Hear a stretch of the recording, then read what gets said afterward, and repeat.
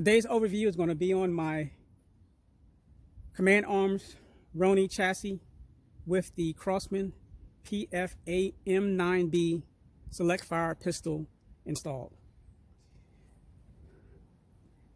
There's a lot of reviews on YouTube right now for this pistol here. I did not do one, and really I can't really give my opinions on the pistol outside of the chassis because I never fired this pistol outside of the chassis. As soon as I purchased it, well, I actually got the chassis first because I knew I was going to put this pistol into it. But I started to modify the pistol and the chassis for them both to work together. And at the end of this video, I'll go over and show you kind of what I did, the steps I took to get this collaboration to come together. It wasn't easy, and at one point I didn't even think it was doable. But, you know, right here, M992FS, and this is a Beretta, and I figured it would be a drop-in. It's not. As a matter of fact, it's far from. And if anyone out there is thinking about doing this, just know you have some work ahead of you. And like I say, at the end of the video, I show you what I did to accomplish this feat, because that's what it was, a feat. I'm going to do some accuracy tests with it. One at 20 yards. I'm going to shoot some cans. I'm going to shoot some targets, both in semi and full auto, and basically tell you at the end what I think about it. First, I want to tell you that this chassis it's mostly plastic. There is some metal in there, but surprisingly, this weighs 7 pounds, 3.5 ounces. That's more than some ARs. So this is a heavy platform. I want to get that off the bat right away. But just to kind of give you a spoiler, it's cool as shit. The ammo I'm using is the Roni Black Diamond BBs. So first up, what I'm going to do is an accuracy test at 20 yards. From the cone to the second target from the right, I'm going to fire 10 shots and then show you what that looks like.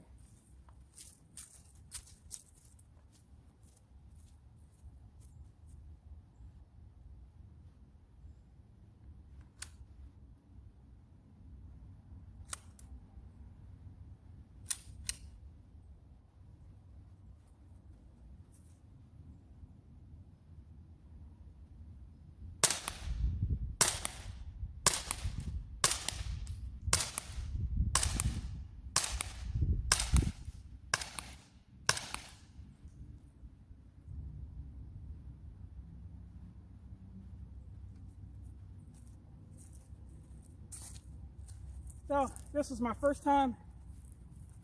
I actually zeroed this rifle for 10 yards. This is my first time shooting it at 20 yards. It looks to be a little over to the left, but let's go take a look.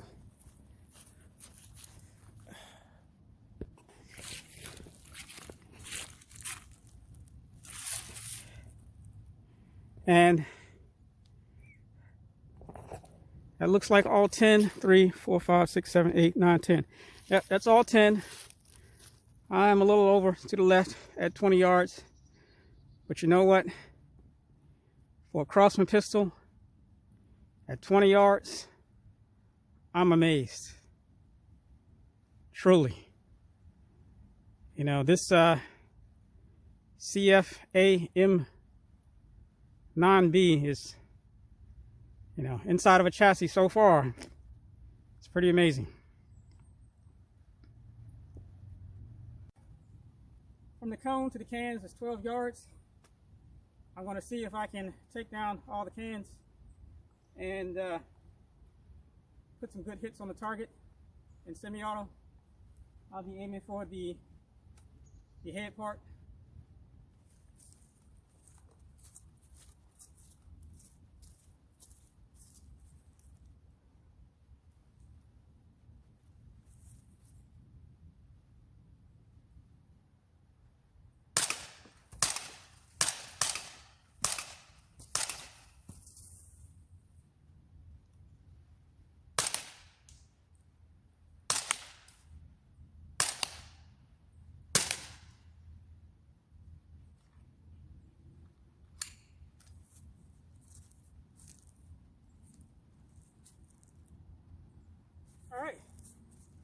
not too bad. Only one miss on the cans.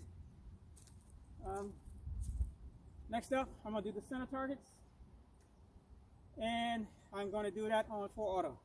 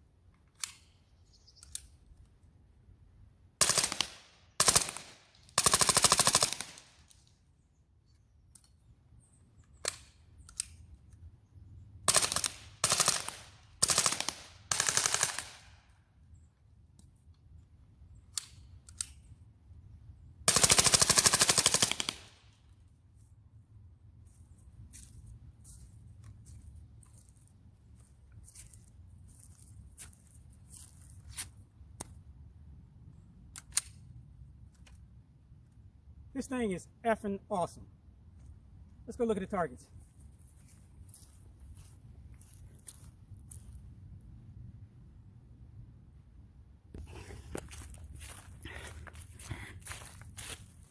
So here's the first target.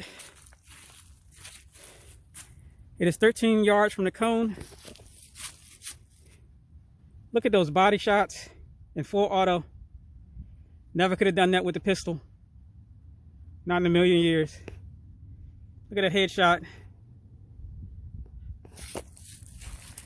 Second target from the cones, 17 yards. Opened up a little bit. These are my initial shots from the 20-yard, but still 17 yards. You see some in there. And then at 17 yards, there's that headshot. All right, 19 yards from the cones. Spread out a little bit more, but still, all of those shots are in here except for this one. That's damn good. Headshot, the one headshot, missed that. But there's a little bit of a breeze out here. And the last one, 13 yards from the cones.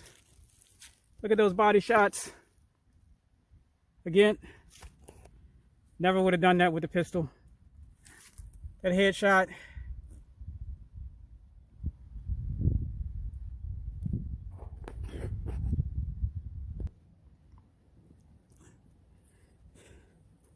So, as you saw from that shooting test, this thing is freaking awesome. Right now, I mean, the verdict isn't out, but I think I might like this more than I like my bearer conversion. Not really sure yet. I have to shoot it some more. This is actually my, well, second day shooting it. First day confirmed that it worked, and a day doing my overview. But it's just effing awesome. I mean, it's just absolutely amazing. Now, that doesn't mean that it doesn't come with some negatives. And the negatives are how it was, or what it took for me to get it to this point. It was some work. And I want to say that there are some, there are some issues with this chassis, and I'll try to go over them real quick. But I bought this Roni from Evike, and not that it's Evike's fault, but when I received this chassis, the charging handle was broke. It wasn't in one piece, it was in two pieces. And the reason why it broke is because, I mean, this is the airsoft version, but I'm going to tell you, even though this is the airsoft version chassis, you could actually put a Beretta 92 FS M9 or whatever into this chassis and it will work. But the problem you're going to have is with this charging handle. This is the weakest part of this whole conversion, and I think they did that purposely. This charging handle is absolute garbage, and I had to mend it. Not only did I have to mend it, I had to reinforce it so it wouldn't break again, or hopefully wouldn't break again. But if it wasn't for this charging handle, it says for RSOF only, you could actually use a 92FS firearm in this. Now granted, you can still use it without the charging handle, but you'd have to, you know, of course, cock it first and then insert it, because you wouldn't have the charging handle here. But enough of me rambling on that. The charging handle is garbage, so you have to reinforce it, or you'll see if you were to buy one of these, it's flimsy as hell. And I think they did that purposely, but that's another story. But I had to fix the charging handle, then reinforce it. The rear QD attachment point is solid. The front QD attachment point, and it's on both sides. It has it on both sides. There's one here and there's one here. The ones in the back work. They work as if it was an actual firearm going in here. The ones in the front are just for show. You push your sling swivel in, QD into here, and it will not lock. So you actually have to machine this to get it to lock, which is what I did, which is easy. Well, I shouldn't say it's easy. It's easy to remove. There's only 2 screws, 2 Allens. You pull this off, and you have to machine this to get it to this point to work. Because if you don't machine it, you'll push it in and you'll lift it up and it'll snap right out. But as you can see, it's locked in there because I had to machine this. Now, again, for this pistol, it's not a direct fit. So let me go ahead and disassemble this. If I can get this, come on. There we go. Well, also, this has an adjustable comb or riser on the back, which is cool, which I like. I don't use it, but it can come up and go back down. Got a little screw here on the side. Take it apart, back pin, pull out. They are captured. Slide that back. Front pin. I must say, it also comes with really nice sights too. I mean, they're really, really nice. Pull that up. Having some struggling here. Pull that up. Flip it open. There's the pistol. Here's the charging handle, which, again, like I said, it was broke, and I had to mend it. But it's solid now, no complaints. Now, here's the fun part. They give you these adapters to fit a M9 and a 92, M9 and 92 FS. You see this frame here, this trigger guard. That trigger guard will not work with any of them. All right, so I had to drill a hole here. Well, I had to map all this out first. Drill a hole there. Cut another slot into the bottom of the rail, or the dust cover. And then to make that work, I took a screw, drilled a hole, brought it out, cut it, and that way this little knot, this little nub basically sits into that hole. Because you would think that the pick rail will hold on this right here. This is designed to hold the pick rail, but it will not work with this pistol. So I basically had to make this fit into that hole, and that's what holds it. So that's one side. Here is the other side. There's a screw. And it doesn't take much.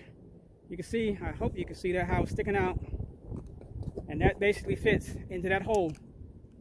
And that's what holds this pistol into place. Because again, like I said, if you look at the trigger guard, they just don't match up. This is for an N9. They just don't match up. So that took me a couple hours, probably like 3 hours, between fixing this, getting this right, and then machining this frame. I'm actually amazed it worked, believe me, because I was about to call this, I was going to say this is just, project is not going to be doable. But by doing this thing, again, I'll show you this when I put it back. Fits in there like that. Close it up. Slide that forward. 10.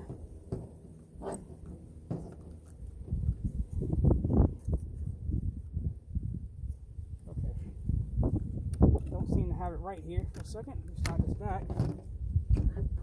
Okay, didn't have it right, came up.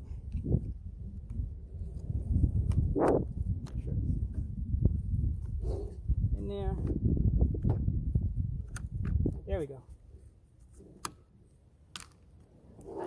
1, 2, and I'll tell you, this thing is rock. There's no movement. It's rock solid in there. You know, I mean, absolutely. Out of all my conversions, this one is the most solid. This thing is just, there's no play. It's absolutely rock solid, and I love it because not only are these pressing down onto the frame of this pistol, but it has the 2 pins going into the frame of the pistol. So, rock solid.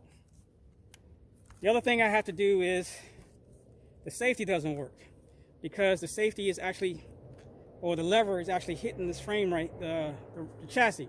So I actually have to cut this out so that this can actually go up some more. But that's no biggie because I can still switch from semi-auto to full auto.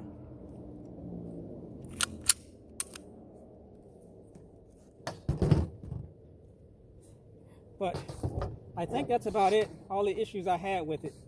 But it's absolutely awesome. Anyway, that's it for today.